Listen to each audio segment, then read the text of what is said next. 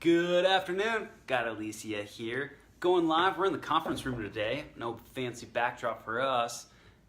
Got the beautiful view. Got the buildings. Got the wife. So we are going live. Matt and Alecia show. That's right. So we're gonna just kind of fix this There we here. Boom. Figured out. Okay, so today we wanted to talk to you guys about, well, before we do that, this is Matt Lindsay and Alecia Lindsay. We're coming to you live like we do every Friday to talk to you about marriage, life, and business. That's right. So Matt and Alecia show every Friday, we come to you live.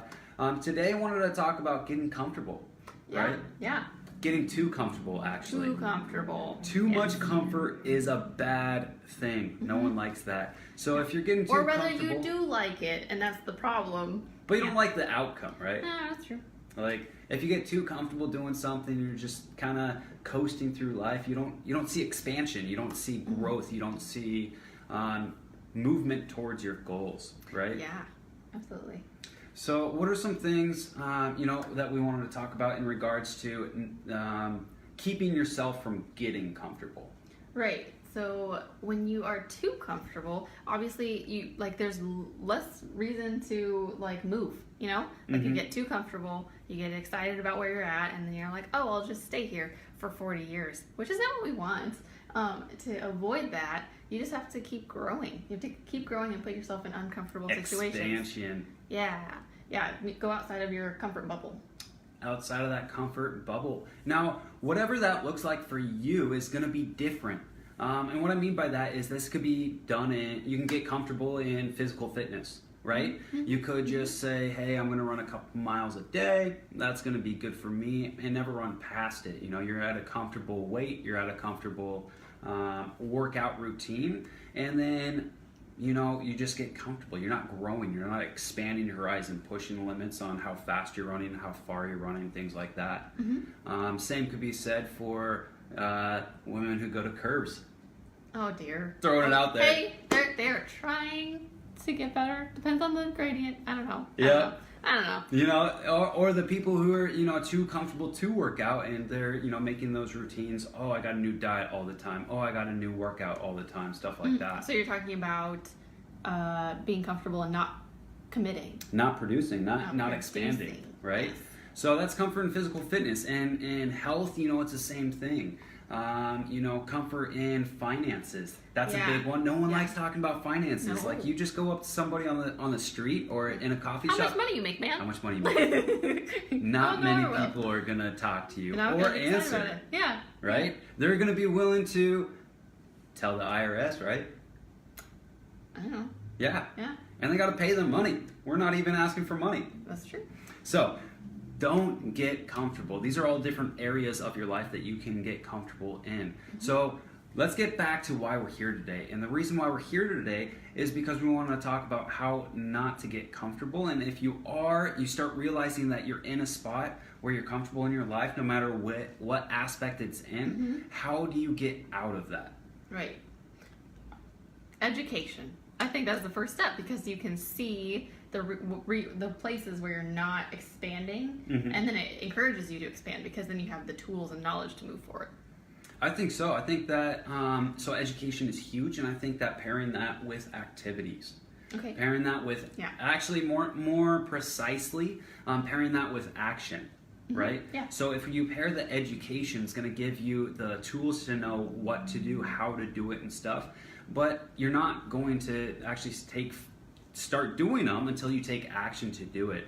So, there's so many people who are, highly educated, professors, doctors.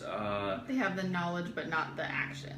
Exactly. Yeah. People go out and get several master's or doctorate degrees, and they aren't themselves maybe wealthy or well-known or things like that. Right. So taking forth the action and putting that forward. And I think that's easy to trick yourself. You're like, oh, I'm doing so much, I'm learning so much, but are you actually doing the stuff that you're learning? Because I've tricked myself. I'm like, oh, I read all these books, I took all these classes, but what do I have to show for it? Maybe a fancy piece of paper. Yep. That's about it. So you got to go forth and put the paper, like that a certificate isn't going to make you money. You have to go put into action. Exactly. Yeah. You know, and you hear all the time about people going, you know, dropping out of school to start something, you know, and they see immediate success. And what do those people do? They may have dropped out of school, but then they surround themselves with people, you know, mentors. Maybe it's book knowledge, maybe it's people in business who are training them. So even the people you see drop out of school and do all that kind of stuff, they will reach a limit. They will reach a ceiling, if you will, if they don't continue to educate themselves. So you're talking about like the young prodigy who like drops out of school and makes $1 billion and then something. Yeah, I mean, even those people are educating themselves. It just looks different in other ways. And they're putting the action in to make the $1 billion. Exactly. So Alecia and I, we own Precision Home Group here in Anchorage, and we are up to, you know, probably six staff members now. Something like that. Yeah, so, you know, and we're bringing on more constantly. So one of our big things is we never want to settle, and we never want to get complacent. We never want to, what is the video topic today? Get comfortable. We never want to get comfortable. So our goal is to always be expanding, always taking actions forward, and the way that we can take those actions forward and keep maintaining that growth and that rate of expansion is by educating. Right. So we're doing that every day with, what are some of the education opportunities that we provide and that we do ourselves? Oh, okay. So specifically at Precision Home Group, we're doing Cardone You every day. Yep. By Grant Cardone, we have sales training. We're reading books as a team every month. I'm going to talk on that real quick. Yes. Which is huge. So at the company, we're all, it might be corny. We have a book club. We are going through books as a company, reading through them at the same time, talking about the concepts, the strategies, the things that we're learning. And these aren't just, hey, get rich quick books. These aren't, books from people They're who not are like fluffy. The people have the production and they can repeat the things that they've created. Yeah. Yeah. So the real estate investing book we just finished by Grant Cardone, who holds $1 billion worth of real estate. That's a lot of real estate. That was a B, $1 billion. Billion. You know, so we're gonna get into Donald Trump, the art of the deal next. Now, you may have your own personal views on Donald Trump, and that's cool and that's great. I'm not talking about politics. I'm talking about business. Business and investing. Business and investing. He took a couple $1 million and turned that into several $1 billion. Which is impressive. And even went bankrupt in the process. So did it over again. Yeah. So, yeah. You know, so developing large deals in large cities and actually learning the strategies behind that, the concepts behind that. There's a lot of content that can be pulled out of that, a lot of strategies we can apply to our business as it applies to expansion and actions and all that kind of stuff. So I'd like to kind of go into what is something that we have or are currently comfortable in that we need to get uncomfortable in. Okay. Yeah. Okay, what's one thing you can think of? I would say that I've been settling in my creativity, and I want to not do that. I want to get better at it. I want to learn. I want to grow, and I've been kind of putting that on the back burner. Yeah. Okay, so what does that look like in the future? Like, what's something we can do to help spark that creativity? Yeah, I guess where I really thrived in that area is when I have like assignments. Like when I was in college, I had to produce during my art thesis. I always had to produce something, and lately I haven't made that effort to be like I need to have X photos or X projects. Okay. Per month.